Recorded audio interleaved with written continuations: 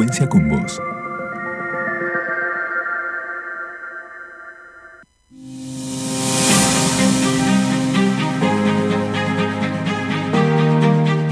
La historia es imagen, la historia es recuerdo, la historia es una manera de entender lo que nos pasa. Pinceladas de nuestra historia, un espacio para conocer los detalles que configuran lo que somos. Producción y conducción, Sergio Castaneto.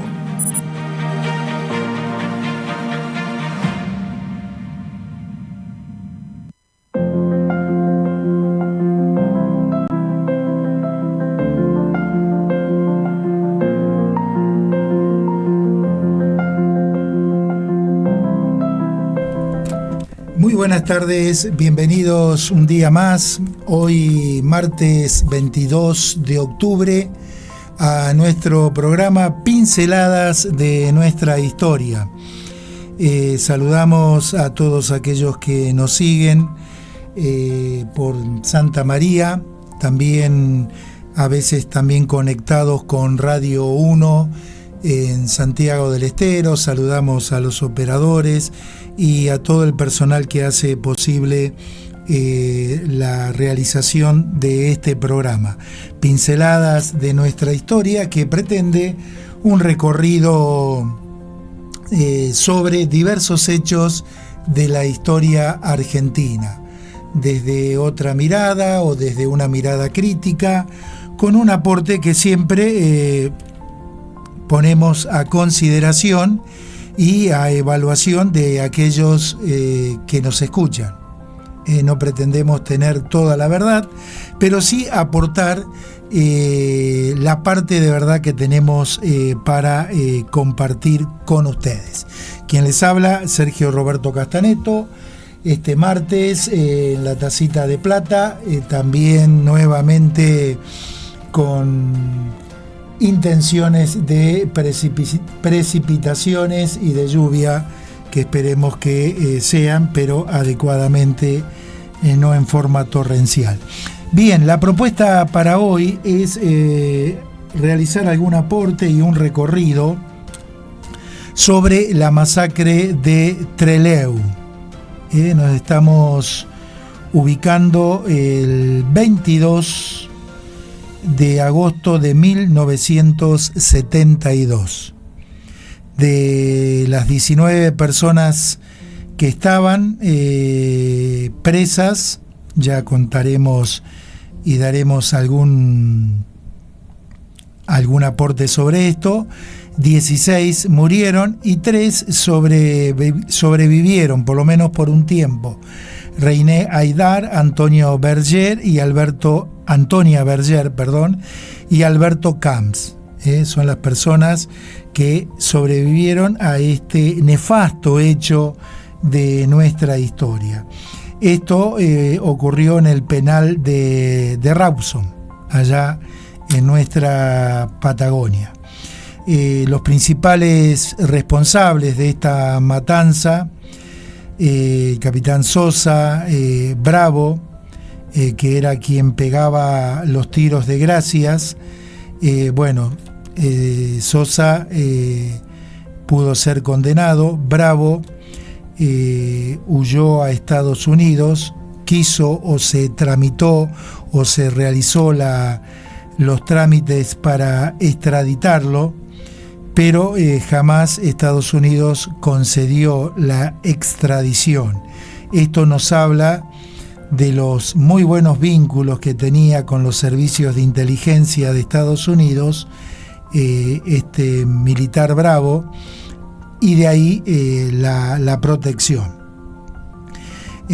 Para que ubiquemos el tema de Trelew, en el penal de Rawson, estamos o se está desarrollando en el país la Revolución Argentina. Esto concretamente ocurrió en la tercera etapa de la Revolución de Argentina. La primera etapa del 66 al 70 con Onganía, luego Livingston en los 70 y bueno, finalmente la última etapa, Lanuse. Bueno, en esta etapa, en la etapa de Lanuse, es donde ocurre precisamente este hecho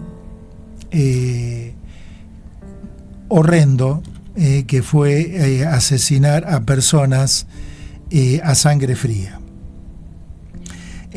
Otra de las características también, si bien estábamos en la tercera etapa, hay que decir que en el país se da un incremento de la acción guerrillera, sobre todo después del Cordobazo y de todo lo que había ocurrido a nivel regional, latinoamericano y a nivel mundial, como ya hemos hablado del Mayo francés, de la Revolución cubana, etcétera, etcétera. Primero, dejar bien claro que la Revolución Argentina, que comienza con Onganía, tras el derrocamiento del gobierno radical de Ilia, siempre ejerció violencia. Es una continuidad de la violencia ejercida por la Revolución Libertadora, igual fusiladora. Cómo se trataba a los presos en esa época, sobre todo si eran presos que se consideraban activistas, guerrilleros, etcétera, etcétera. Golpearlos, picana eléctrica y todo tipo de vejámenes hacia estas personas. Es decir, no había ningún respeto por la persona humana. Tal vez alguno enfrente me podría decir, bueno, pero ¿y estos cómo trataban? No estoy diciendo ni defendiendo ninguna vejación, venga de donde viniere.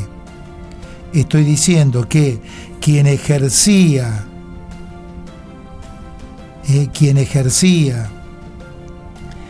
el poder estatal, la autoridad, si bien no era legítima porque era por un golpe de Estado, pero estaba en la representación del Estado argentino, no podía bajo ningún término y bajo ningún respeto, de ninguna forma, proceder de esta manera. Bien, esta fuga, la de Trelew, si se concretaba como se pensaba, iba a ser la fuga de presos más importante de toda la historia.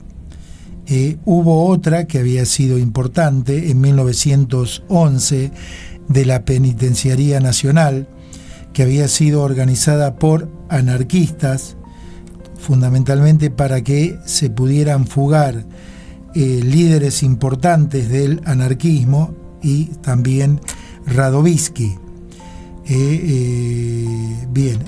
Esta fuga, en cierta forma, hubo una cierta cantidad de personas, entre ellos algunos jefes importantes que a través de un túnel se pudieron escapar. Sí hay que decir que Radovisky no pudo escaparse.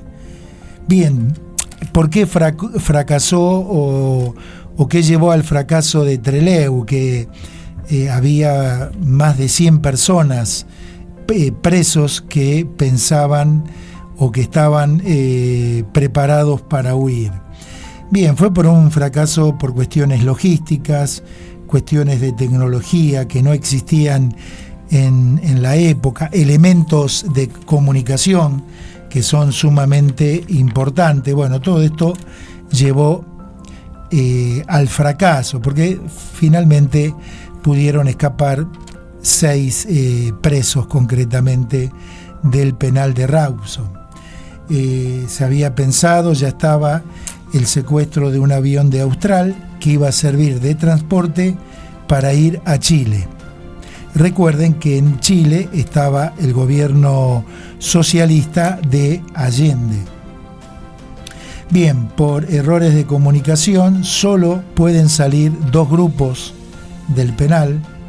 Un primer grupo que toma a tiempo el avión, son 6, y un segundo grupo que no llega a tiempo para tomar el avión, 19. Aquí había 19 presos, y están en el aeropuerto esperando otro avión que este otro avión, avisado a tiempo, no aterriza en el aeropuerto porque lógicamente ya todas las fuerzas de seguridad habían rodeado el aeropuerto, ¿no? Desde la Policía Federal, la Policía Provincial, el Ejército. Es decir, ahí había Marina, Ejército, Policía. Los del fallido escape, estos 19, se quedan un tiempo tomando el aeropuerto y son rodeados por la fuerza de seguridad. Van a comenzar las negociaciones, los guerrilleros van a hacer una conferencia de prensa, va a hablar Miguel Bonet del ERP, y en esta conferencia de prensa, donde hay periodistas de medios de la provincia y representantes de medios nacionales, Bonet en su discurso hace referencia a los muertos de la Patagonia rebelde, ¿no? Los obreros, campesinos que fueron asesinados durante la época de Irigoyen. Habían transcurrido 50 años, más o menos, de estos hechos. Y después toma la palabra Mariano Pujada, que representa a Montoneros. Ahí él expresa que aceptaron la garantía del juez Godoy y del capitán Sosa en que serían respetadas sus vidas y que se entregarían después del diálogo o de la conferencia de prensa con los periodistas. Bien, el jefe de operaciones, uno de los jefes de operaciones, un tal Muñoz, decía y expresaba, ¿no? Veníamos a liquidarlos a todos y están vivos. Si se les disparaba un tiro, un solo tiro, no dejábamos uno, pero se rindieron los muy cobardes. Esto decía uno de los jefes de las operaciones de las fuerzas de seguridad, lamentándose porque se habían rendido cuando ellos iban para exterminarlos. Un poquito para ir tomando conciencia de la mentalidad de esta gente, ¿no? Y vuelvo a repetir, muchos de ellos se decían católicos, ¿no? Esto es lo que más a mí ruido me hace. Bien, fíjense, Lanusse da la orden que los detenidos sean trasladados a la base Almirante Saar y no al penal de Rawson, como habían acordado con el juez. Es decir, en las tratativas, los guerrilleros habían acordado con el juez Godoy que iban a volver a la misma cárcel de donde se habían escapado. Bien, Lanusse, que estaba gobierno militar en la presidencia de la nación, manda que en realidad sean trasladados a la base Almirante Saar, una base lógicamente de la Marina, y ya conocemos cómo procedía la Marina, ¿no? Entonces van a estar ahí a partir del 21 de agosto, en la Almirante Saar. De urgencia, en esas mismas horas, se reúne Lanusse con sus jefes y evalúan la derrota de la fuga de los cabecillas que en este momento o en ese momento estaban viajando desde Chile a La Habana. Si bien no se dio la fuga de más de 100 personas, pero que se hayan fugado los principales cabecillas, Lanusse y sus militares, esto lo consideraban, la mesa chica de Lanusse, lo consideraban como una derrota. Además, ellos en este tiempo estaban ya reunidos para celebrar que ese 25 de agosto de 1972, Perón ya había confirmado que no iba a volver a la Argentina hasta el 25 de agosto y que por lo tanto no podía ser candidato a presidente. Eso estaban celebrando ellos, porque bueno, Lanús había puesto que para ser presidente quienes estuvieran afuera tenían que en determinada fecha, bueno, Perón ya había confirmado que no. Bien, ellos lo estaban presentando como una victoria sobre Perón. Cuando Perón ya, que le sacaba, cuando ellos iban, Perón estaba regresando, ya había definido otra estrategia que era ponerlo a Cámpora, sobre todo en estos tiempos tan convulsionados, un poco Perón quedarse al resguardo, y en una primera etapa iba Cámpora. Recuerden eso de Cámpora al gobierno, Perón al poder. Bien,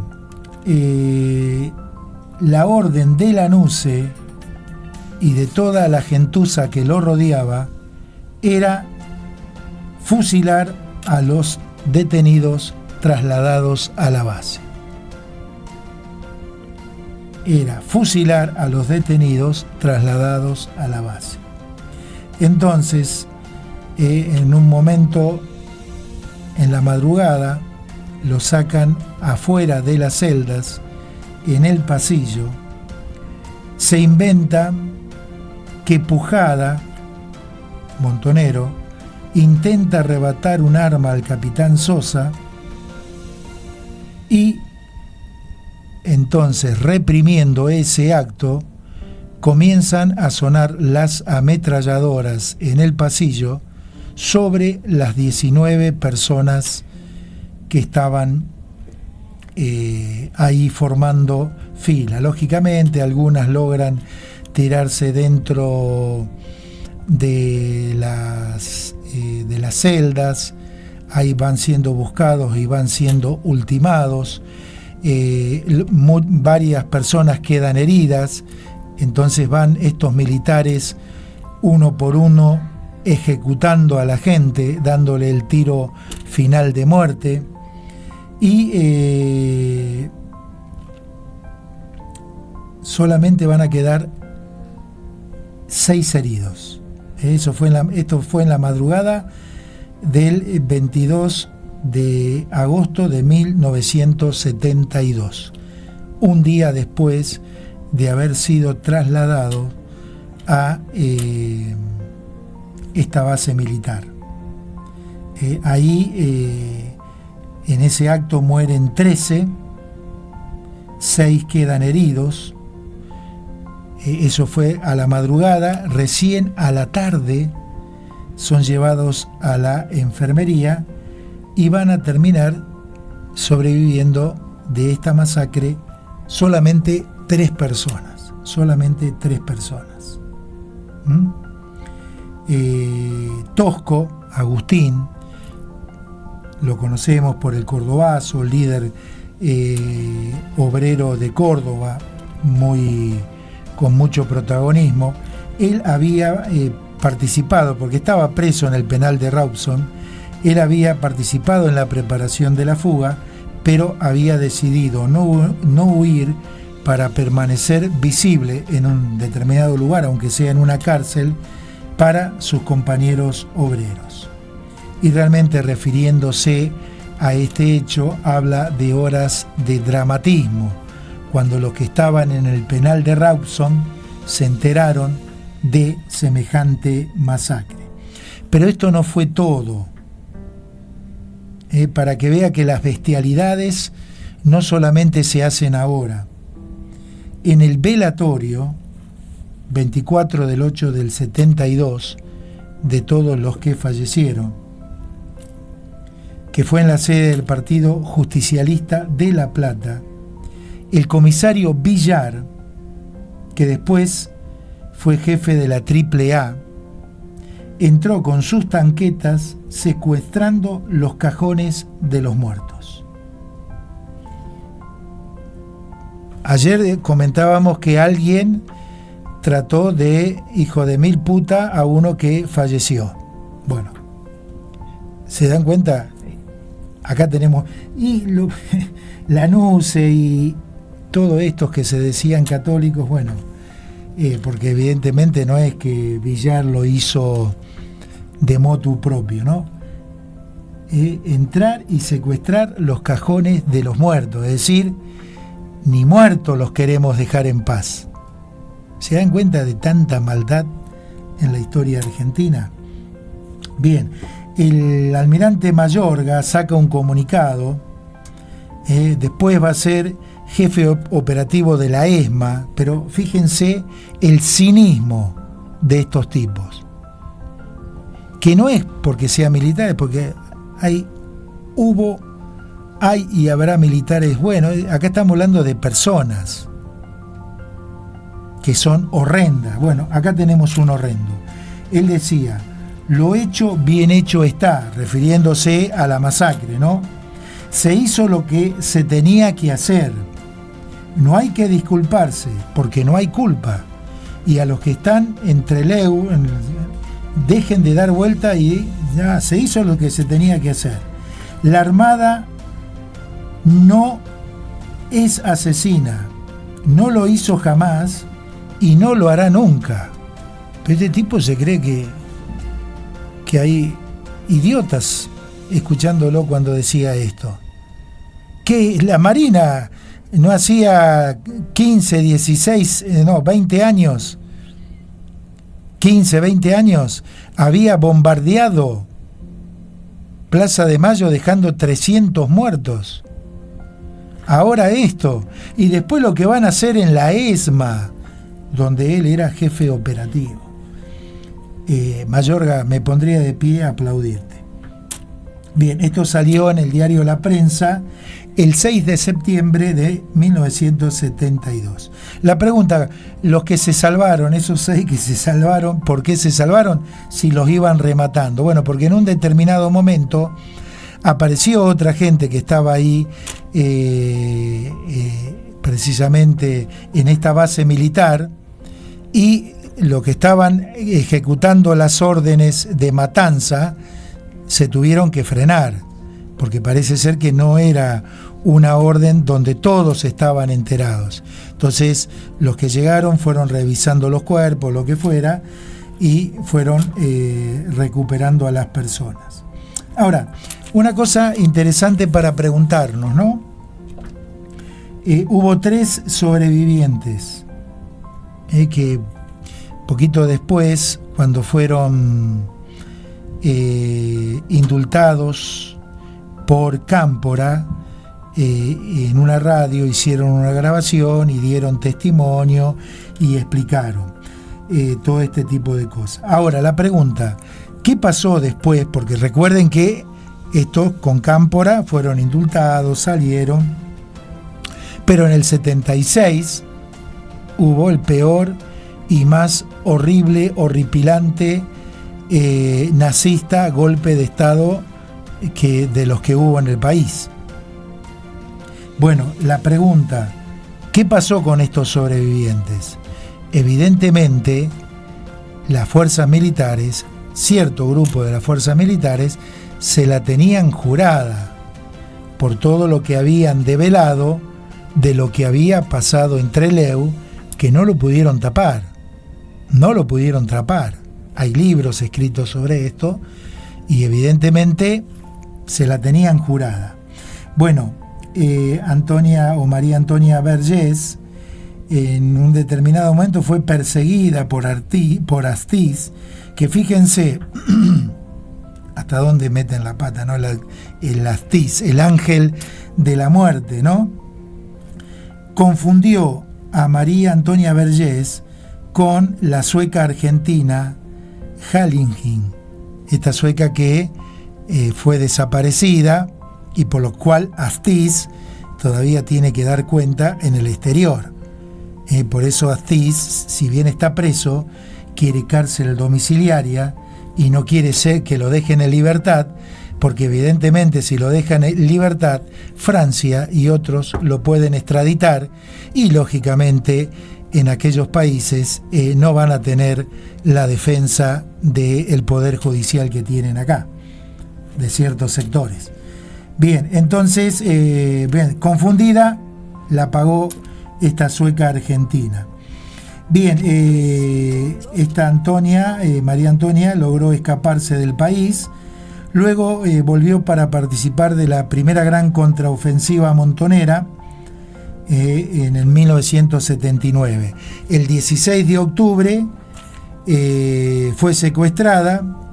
Su cuerpo muerto, que nunca apareció, fue exhibido en la ESMA. O sea que una de los tres, muerta. Esto lo podemos encontrar en el libro de Tomás Eloy Martínez.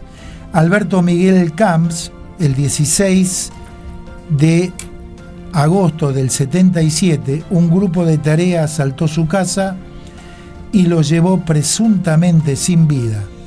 En el año 2000, su cuerpo fue identificado en un cementerio de NN de Lomas de Zamora. Y parecía que el que se estaba salvando era Ricardo René Aydar, que se fue al exilio, pero fue detenido cuando intentó reingresar al país desde Brasil en diciembre de 1982. Ya había ocurrido Guerra de Malvinas, ya los militares estaban en retirada, porque después de Guerra de Malvinas ya comenzaron a dar los pasos para llamar a elecciones y se tomaron todo un año para tapar, esconder y hacer desaparecer todas las barbaridades que hicieron. En diciembre del 82 fue hecho preso, fue visto en la ESMA y sigue desaparecido. Uno de los últimos en caer. Pero fíjense hasta dónde llega el odio, ¿no?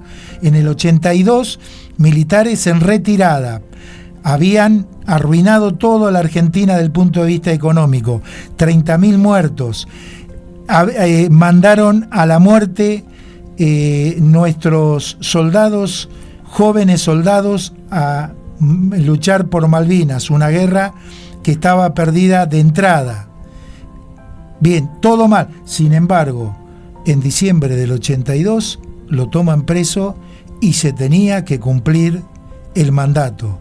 Ninguno de los tres que se salvaron de la matanza y de la masacre de Trelew podía quedar vivo. Y así fue. Bien, hemos llegado entonces al final del programa de hoy, otro hecho histórico de nuestra historia argentina que es necesario que conozcamos. Y este es un poquito el objetivo de este programa. Muy bien, que tengan una excelente semana y hasta el próximo martes. Hasta luego.